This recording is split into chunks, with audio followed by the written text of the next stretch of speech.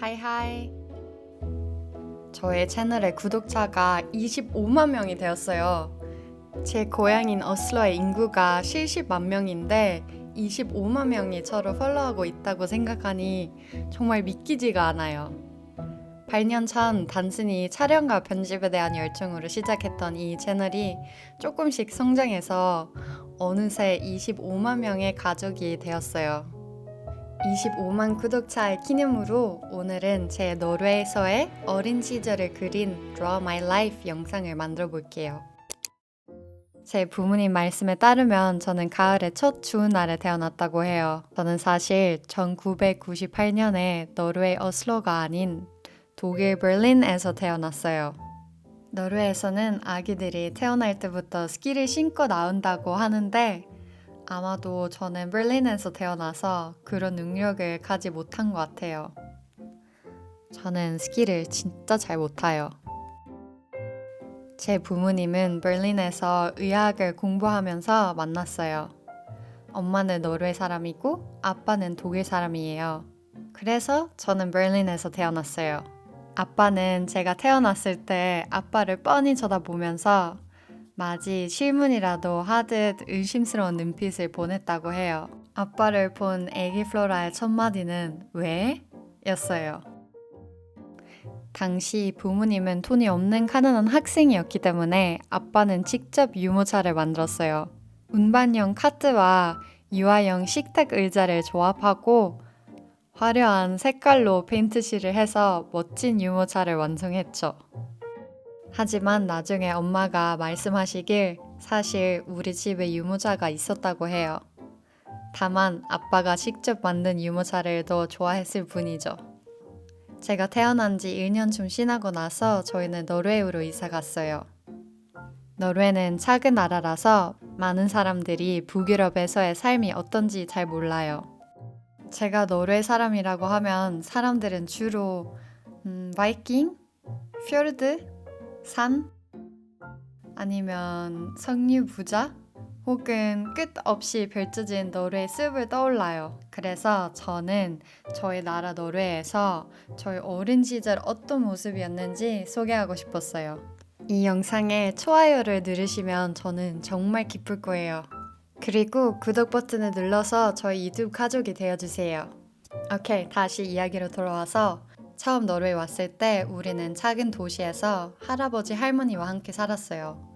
저는 아주 통통한 아기였고 사진을 보면 또래 아기들보다 2배 컸던 것 같아요. 그 시절의 기억이 많지 않지만 정말 행복했다는 것만큼 확실해요.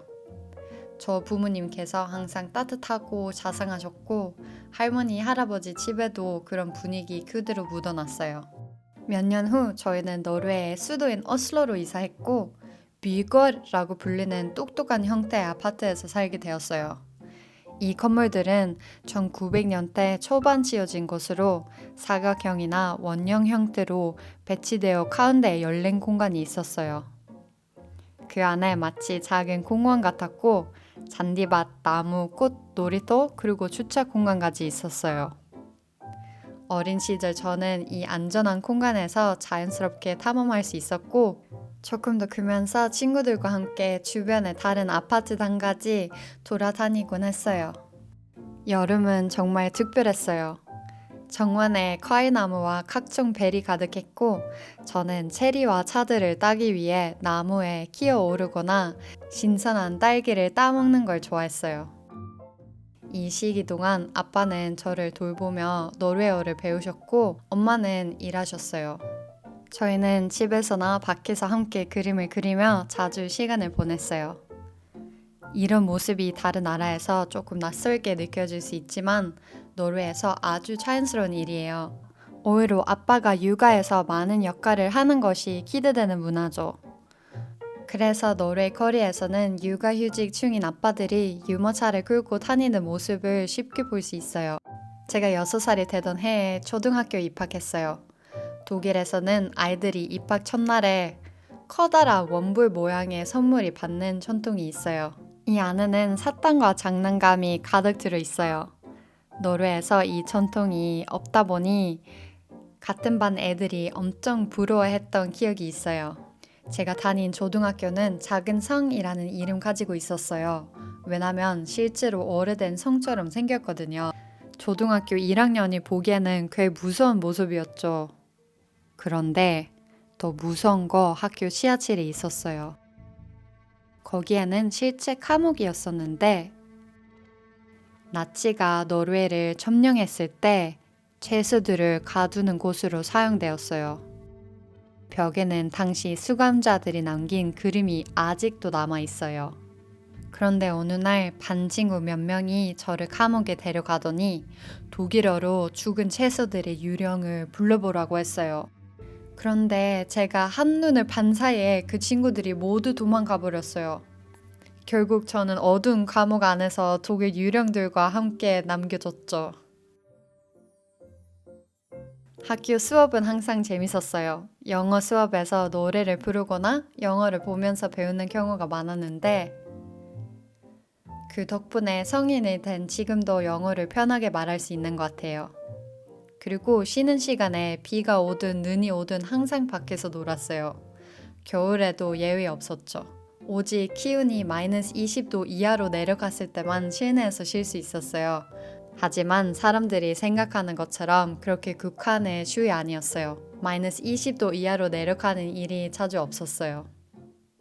저의 집에는 TV가 없어서 저는 주로 닌텐도로 게임을 하거나 책을 읽거나 밖에서 놀았어요. 시간이 많다 보니 가끔 너무 심심해서 미칠 것 같았죠. 하지만 엄마는 항상 심심한 거 건강에 좋아 라고 말했어요. 이 말은 노르웨이에 흔히 하는 말인데 어릴 때 이 말 전혀 이해 못했죠. 하지만 어른이 되고 나니 정말 심심할 수도 있는 시간이 얼마나 소중한지 깨달았어요.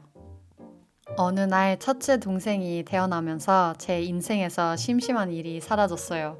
저는 항상 동생이 있었으면 좋겠다고 생각했는데 막상 동생이 생기니 인형처럼 귀엽지만 동시에 엄청 귀찮은 존재 됐어요. 어느 날 가족 여행으로 베를린에 갔을 때 사촌들이 저에게 세일러문 애니메이션을 보여줬어요. 그 순간 뭔가 제 안에서 깨어났어요. 완전히 빠져버렸죠. 그런데 문제는 노르웨이에서 애니메이션을 볼 방법이 전혀 없었다는 거예요. 저는 노르웨이 학교로 돌아와 친구들에게 이 엄청난 발견을 공유했지만 아무도 관심을 보이지 않았어요. 아마 이때부터였던 것 같아요. 저는 학교에서 이상한 애가 되었어요. 솔직히 인정하자면 저도 제가 좀 이상한 것 같아요. 그렇다고 영화처럼 심각하게 괴롭힘을 당한 거 아니었어요. 하지만 무시당하거나 말을 걸면 가볍게 놀림받거나 하는 일이 많았죠. 그때부터 저는 뭔가 작고 낯선 존재처럼 느껴졌어요. 그리고 이 감정은 어린 시절 내내 사라지지 않았어요. 여름 방학 때 우리 가족은 전년적인 노르웨이식 휴가를 즐겼어요. 보트를 타고 여행을 가거나 산속의 가족 별장에서 시간을 보냈죠. 우리 보트는 멋진 요트가 아니라 그냥 오래된 모터보트였어요. 그리고 우리 별장에 전기가 없었고 물도 나오지 않은 깊은 산속이 있었어요. 노르웨이 별장 생활에 대해 다른 영상도 있으니 관심 있으면 한번 봐주세요. 이렇게 말하면 보유한 삶처럼 들릴 수도 있지만 사실 노르웨이에서는 이런 생활이 꽤 일반적이에요. 많은 사람들이 작은 보트와 산속이나 숲속에 별장 가지고 있고 조금 더 여유 있는 사람들은 따뜻한 나라의 별장을 사거나 빌리는 경우도 많아요. 노르웨이 사람들은 추운 겨울을 피해 따뜻한 곳으로 가는 걸 정말 좋아하는데 우리는 그런 나라들을 스웨덴이라고 불러요. 스웨덴은 특정한 나라가 아니라 단순히 25도 이상 햇빛이 쨍쨍한 곳을 의미하는 단어예요. 노르웨이에서는 휴가가 2개월 정도 주어지는 게 일반적이라서 여행을 다니는 게 문화처럼 자리 잡았어요. 만약 가족이 여행을 가지 않더라도 친구 가족과 함께 스웨덴으로 떠나는 일도 흔했어요. 중학교에 돌아가기 직전 둘째 동생이 태어났어요. 이때는 동생이 생긴다는 생각이 많아졌지만 막상 태어난 모습을 보자마자 완전히 빠져버렸어요. 첫눈에 반했다고 해야 할까? 저랑 11살 차이가 나서 그런지 저한테 무조건 키운 막내였어요. 초등학교 7년을 마치고 저는 절친과 함께 새로운 중학교로 진학했어요. 노르웨이에서 중학교에 들어간다는 거 본격적인 독립의 첫걸음이에요. 이때부터 옷차림이나 화장, 연애, 통금 등에 대한 규칙 전혀 없었어요. 마치 성인처럼 대우받죠. 그리고 중학교부터는 성적이 생기기 시작해요. 저도 그때 엄청 어린 된 것 같은 기분이었어요. 화장을 하고 크롭톱을 입고 그 당시 이제 막 인기가 끌기 시작한 인스타그램도 쓰기 시작했어요. 저는 슬슬 어른이 된 것 같다고 생각했지만 지금 그때 사진 보면 전 그냥 어린 중학생 아이였어요. 중학교 일상은 초등학교 때와 그게 다르지 않았어요. 수업은 보통 오후 2시, 3시 끝났고 숙제도 하루에 1시간밖에 안 했어요. 그런데 아빠가 독일 사람이다 보니 하루에 1시간 무조건 수학을 해야 했어요. 이거 협상의 여지가 없었어요. 15살 되던 해 저는 confirmation이라는 이식을 치렀어요. 이거 성인으로 가는 과정을 의미한다는 행사인데 교회에서 할 수도 있고 인문학적인 접근으로도 할 수 있어요. 행사 후에는 금 파티를 열고 친척들에게 돈을 선물로 받아요. 이 돈을 어떻게 쓸지는 전적으로 본인의 선택이에요. 여행을 가든 저축을 하든 뭔가 비싼 걸 사든 아무도 뭐라고 하지 않아요.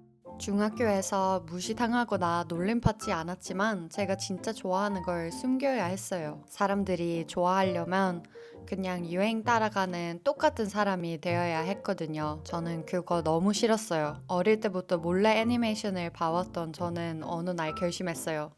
고등학교 졸업 후에는 한국으로 갈 거야.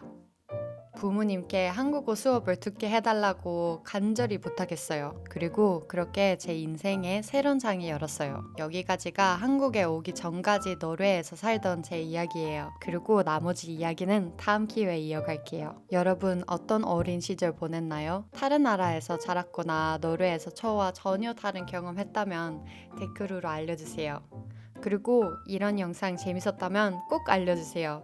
반응이 좋다면 한국으로 이사 간 이야기로 파트 2도 만들어 볼게요.